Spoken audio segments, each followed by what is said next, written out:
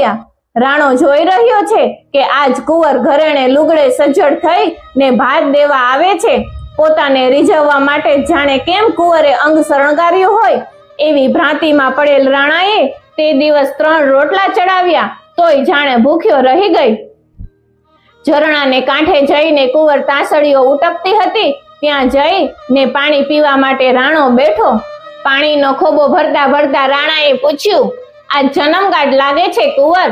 નીચા નેણ ઢાળી ને કુંવરે કહી દીધું કે હવેથી મને બોલાવીશ માં રાણા, કઈક રીત રાખતો જા, કાં મારું સપ પણ થયું છે એમ કહી ને એને અડધે માથે ગયેલ ઓઢણાને કપાળ સુધી ખેંચી લીધું।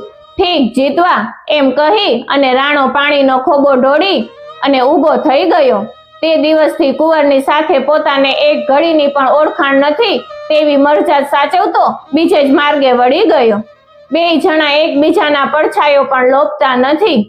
થોડા દિવસ પછી ફાગણ મહિનામાં રાણાએ એક જાણને સાણા તરફ જતી જોઈ।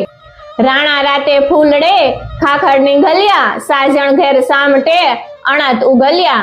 જંગલમાં ફાગણ મહિને ખાખરાના ઝાડ રાતા ચોળ રૂડા કેસુડાને ફૂલે ભાંગી પડે છે અને બીજી બાજુ એવી શોભાતી રાતી ચુંદડીઓ ઓઢી ને આ કોણ ચાલ્યા?